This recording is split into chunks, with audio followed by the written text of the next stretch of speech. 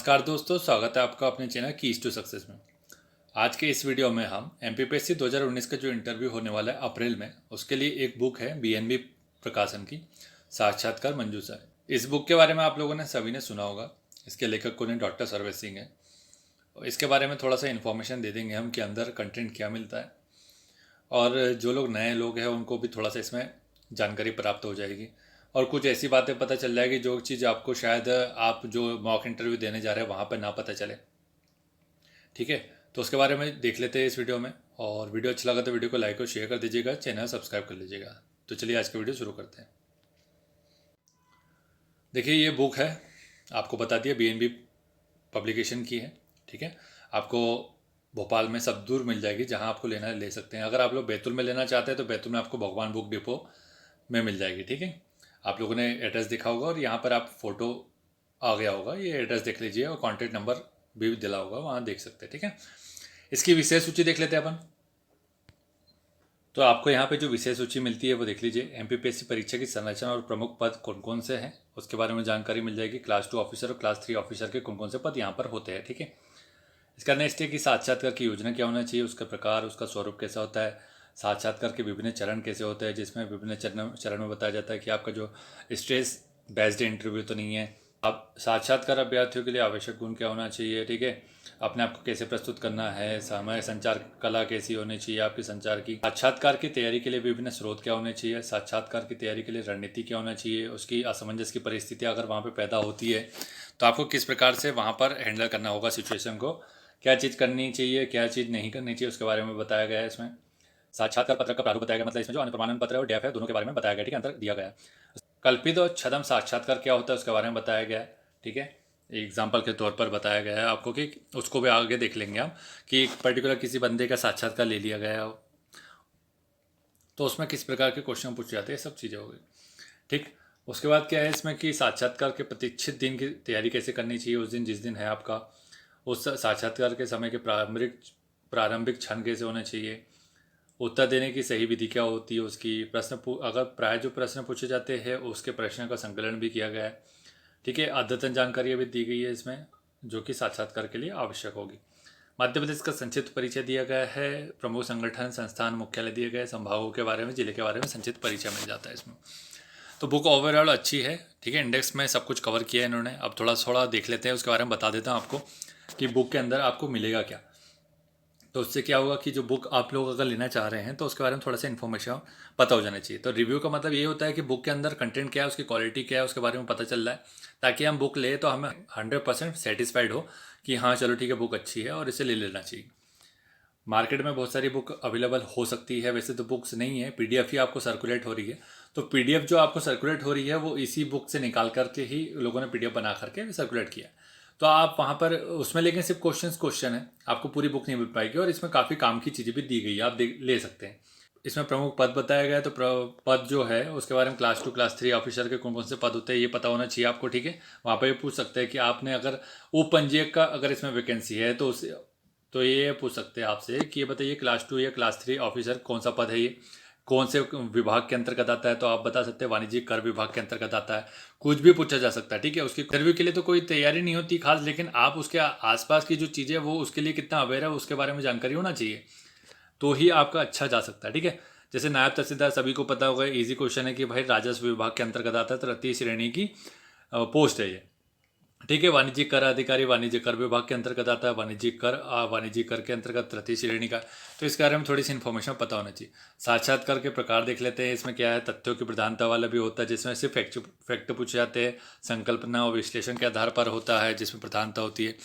कुछ लोगों के स्ट्रेसपूर्ण साक्षात्कार भी होते हैं। ठीक है, स्ट्रेसफुल सिचुएशन दे दी जाती है शुरुआत से ही, कुछ ऐसी बातें बोल दी जाएगी आपको जो आप सहन न कर पाए वो, और आप उसको डिमोटिवेट होकर के आपका जो पूरा साक्षात्कार है वो आपका प्रेशर में निकल जाएगा।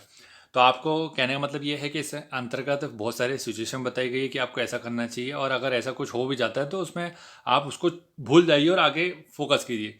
इसमें खासकर ये बोल सकते हैं कि अंत भला तो सब भला, मतलब अगर आपने लास्ट टाइम में अच्छा परफॉर्म कर दिया तो आपका अच्छा से निकल जाएगा। तनाव मुक्त साक्षात्कार कैसे होगा, विचित्र साक्षात्कार में कुछ भी पूछा जा सकता है। ठीक है, अभी संभव है कि बोर्ड के कोई एक सदस्य आपके साथ आंख से आंख ना मिलाए। हो सकता है कि बोर्ड का कोई सदस्य पूरे समय मोबाइल फ़ोन या किसी अन्य वस्तु के साथ व्यस्त नजर आए, किसी न किसी गतिविधि में लिप्त रहे या प्रतिक्रियाओं का पूर्वानुमान नहीं लगा जा सकता। मतलब विचित्र साक्षात्कार का मतलब ये होगा कि ये मान लीजिए कोई एक बोर्ड मेंबर है जो आपसे क्वेश्चन पूछ रहे हैं, बाकी बोर्ड मेंबर अपने आप से बात करने लग जाए या फिर वो हंसी ठिठोली करने लग जाए, तो आप तो एक जो उसमें मेंबर होंगे वो साइकोलॉजिस्ट होंगे, ठीक है, तो वो आपकी सिचुएशन देख रहे होंगे आपकी। इसके बाद है कि साक्षात्कार अभ्यर्थियों के लिए आवश्यक गुण क्या होंगे उसके बारे में बताया कि मानसिक सचेतना क्या होती है, मतलब जो भी बोर्ड अगर कोई क्वेश्चन पूछ रहा है तो उसको अच्छे से देखना चाहिए, बार बार दोहराने की मांग नहीं करना चाहिए कि सर ये समझ में नहीं आया, ये बोल दीजिए फिर से।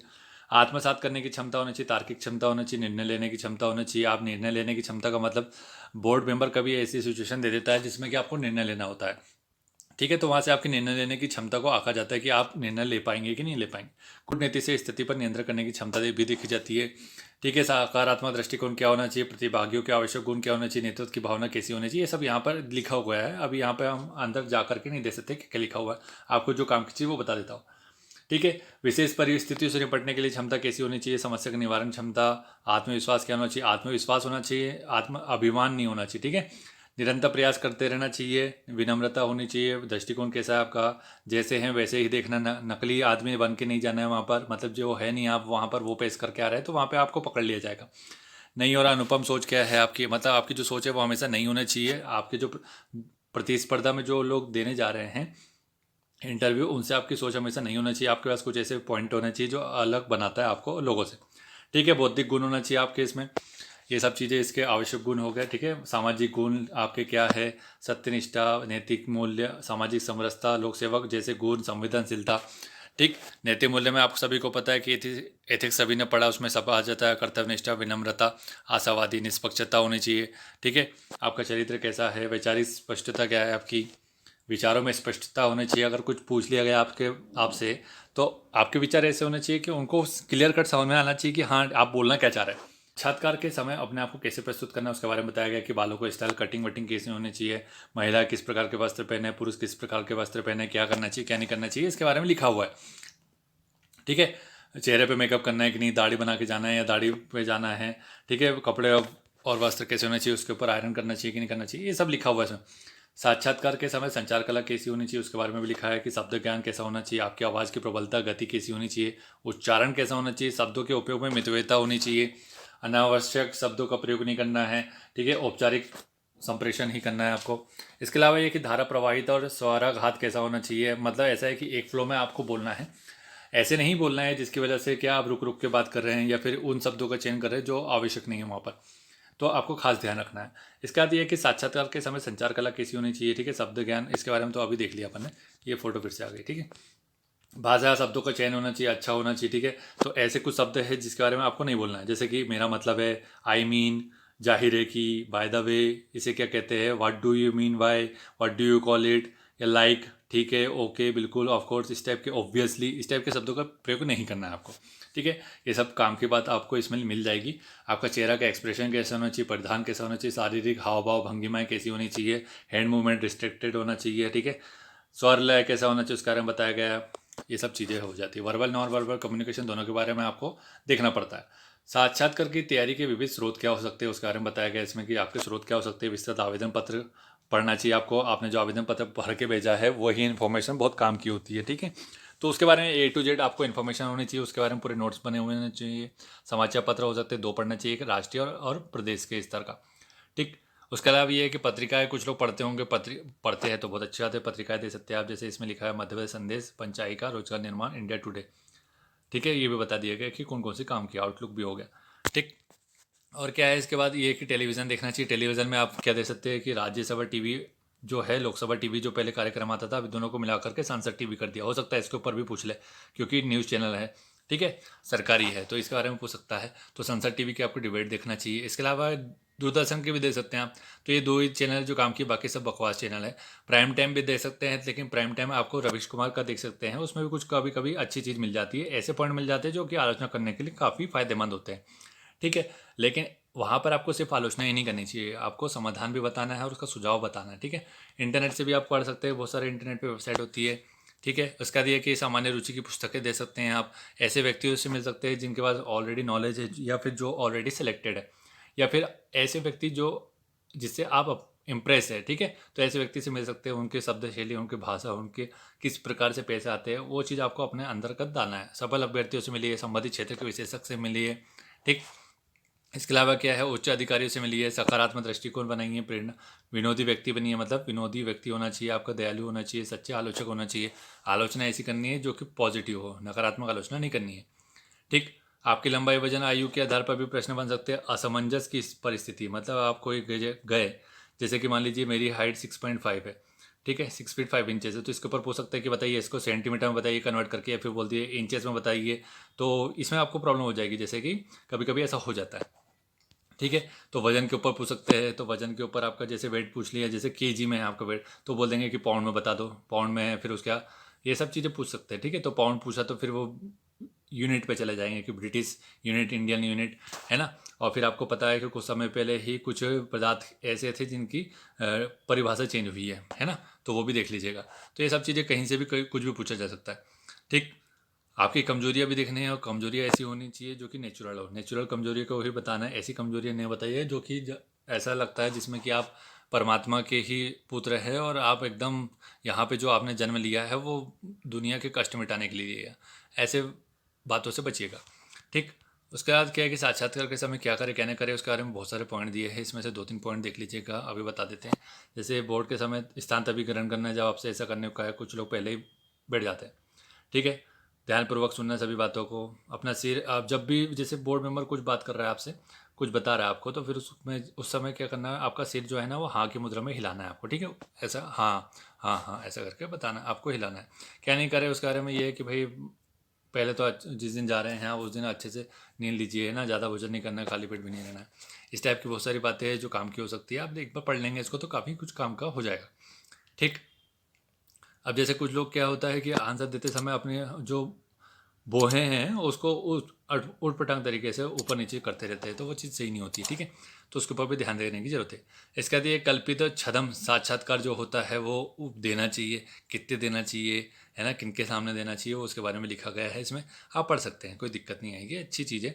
मुझे तो पढ़ के अच्छा लगा ये बुक, ठीक है। तो इसमें फिर ये है कि देखिए कुछ बोर्ड मेंबर जैसे छदम पुरस्कार, छदम साक्षात्कार दिया है इसमें कि नाम ये XYZ था, निवास स्थल इसका रीवा था, शैक्षणिक योग्यता फलाना फलाना है, हॉबी इसकी दौड़ना और क्रिकेट है।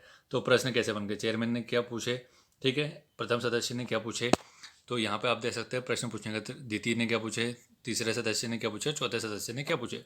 जो तीसरा सदस्य था उसने क्या है, उसकी हॉबी पे पूछा कि हुसैन बोल्ट को जानते हो क्या, ठीक है, तो वर्ल्ड रिकॉर्ड भी पूछ सकता है इसके ऊपर, ठीक है उनका।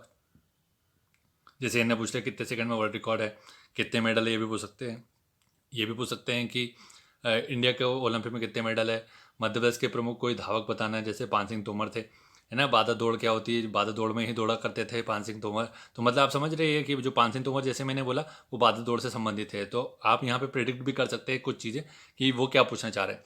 हालांकि यहाँ पर उसमें ये इसमें कहीं मैंने पढ़ा था, अगर आपको कुछ चीज़ जानकारी है पता और आपके मन में ऐसी भाव नहीं आना चाहिए और ऐसी स्माइल नहीं निकलनी चाहिए जिससे कि आप आपके मन में ये भाव आए कि हाँ अच्छी बात है, ये तो मुझे पहले से पता था, ऐसे भाव नहीं आना चाहिए, ठीक है। आपको पता है उसके बाद भी ऐसे पेश आना है जैसे कि आपको पता नहीं था लेकिन आपने अच्छा आंसर देना चाहिए, ठीक है। आप कितने सेकंड में दौड़ लेते हैं इसके बारे में पूछेगा, क्योंकि आप भाई दौड़ना आपकी रनिंग रनिंग करना आपकी हॉबी है, तो बिल्कुल 100 मीटर तो दौड़ के आपने कोशिश ही की होगी कभी ना कभी कि कितने में दौड़ लेते हैं। जैसे कि मेरी खुद की रनिंग है हॉबी, तो मैं 12.30 में दौड़ लेता हूँ, ठीक है।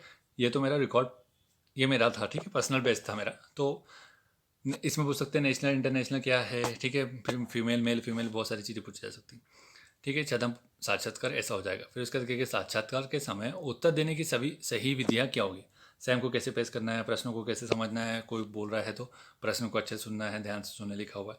फिर उसके बाद PPP दृष्टिकोण इसमें अपमाना है, ठीक है।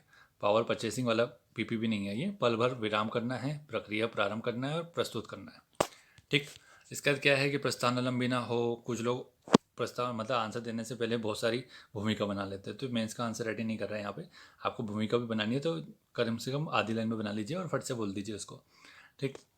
जो पूछा है उतना बताइए। इसका ये कि आशावादी बना रहना है, सिर्फ समाधान नहीं बताना है कि आपको समाधान बता दिए, ठीक है, लेकिन उसको प्रैक्टिकल चीज़ें नहीं बताई आपने। प्रैक्टिकल बताना है कि प्रैक्टिकली कैसे फॉलो होगा वो।